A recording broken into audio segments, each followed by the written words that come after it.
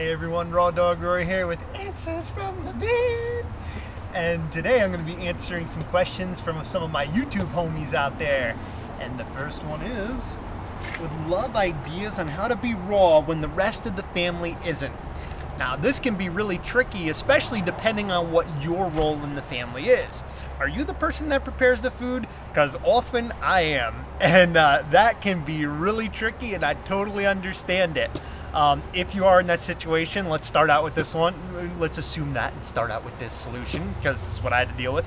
I would say if you're getting ready to prepare a cooked food dinner for your family, especially when you're trying to do the raw thing, I would say first thing you should do is bang out a green smoothie for yourself, or whatever your kind of favorite smoothie is. Do something like that. Have something to munch on while you're preparing the cooked dinner. If you're full off of something good like that, even if you do pick at a little bit of the stuff you're preparing, it'll be a lot easier, and you'll eat a lot less of the stuff that you'd rather not if you got something going on in your stomach right then before you even get into preparing. Do not prepare cooked foods for other people when you're on an empty stomach and you're transitioning into raw food. It's not good. It's not good, trust me. If it's just a situation of, being around other people who are eating cooked foods, I would say same thing.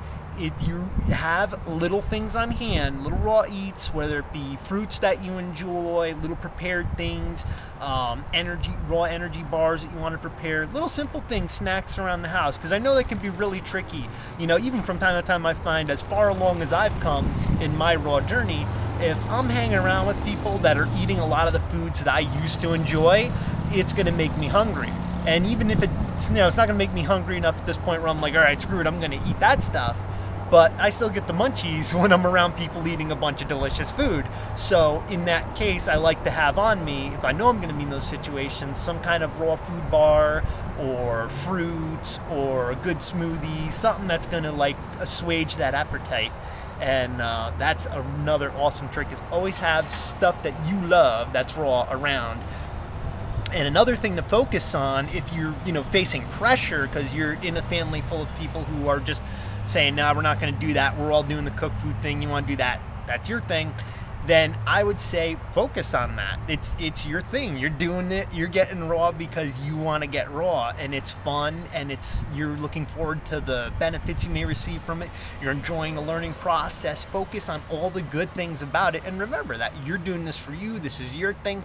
It's like your hobby, your passion, your little mission, and roll with it. Just keep rolling with it. It doesn't matter if everybody around you's not doing the same thing.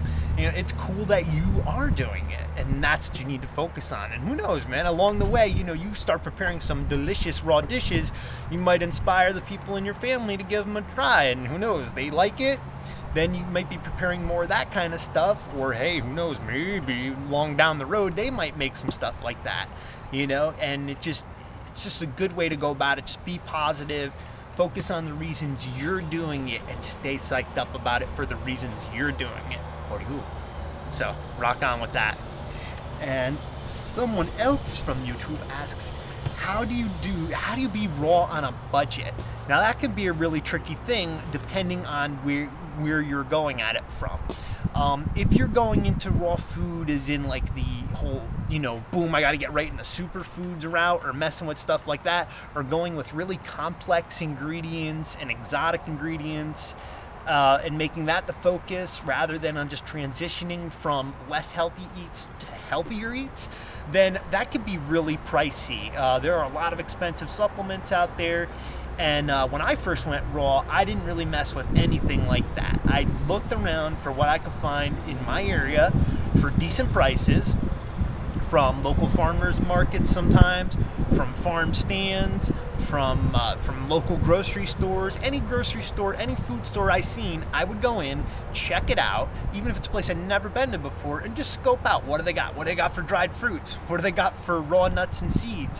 What do they have for unprocessed food? fruits. What do they have for fresh veggies and fruits? Shop around. That's the biggest thing I can advise to anybody trying to stay raw on a budget, and talk to your produce managers. Let them know that you're on this crazy mission to eat a whole bunch of raw veggies, and you might be interested in buying certain things in bulk that you enjoy, whether it be avocados, bananas, pineapple, who knows, and maybe you can get yourself a deal worked out. And or if there's things that your grocer isn't carrying that you would like they don't have enough organic greens, talk to the produce manager. Let them know that you want that stuff. People like you going in there and saying, we need this stuff, we want it, there's a demand for it, they're going to start bringing it in. You got to let it be known, though, that it's wanted. And you never know, you find yourself some deals along the way. That's the most important thing I can recommend, is shop around no matter what it is. Shop around. And someone else from YouTube asks, what are some common raw food pitfalls and how do you avoid them? I'd say the biggest raw food pitfall that I see and hear about a lot is people just going from eating whatever to diving 100% into raw foods and expecting it to be super duper easy to just go 100% raw, or even to just go super high raw after, being on a standard American diet. It's like a huge shift, not only in what's going into your body, but the craving issues that your body's going to be dealing with. It's going to be a huge clash from as far as a detoxification standpoint. You're going to be simultaneously cutting out all these kind of not so great things that you're putting in your body and loading in a whole bunch of good stuff at the same time, and doing that very rapidly will really cause a shock to your system, as it's rapidly flushing out all the crap and bringing in all the good stuff at the same time. And it could really cause some uncomfortable issues, some bathroom issues, some drowsiness, dizziness, flu-like symptoms for some people. What I did when I got into raw foods, I made it really comfortable and easy for myself. And one of the reasons was, not only that it would be more fun and not so stressful, but another reason is I heard of, people having issues with detoxification. And it made sense to me that, this is going to be a huge change for my body, and there's no sense in rushing it. Just ease into it. I don't know what people are yelling about, but whatever.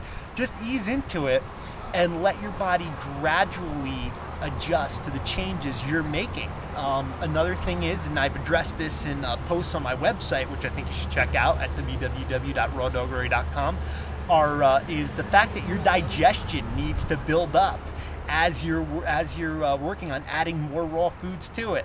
So give that a shot. Check out those articles and keep rocking it. Peace.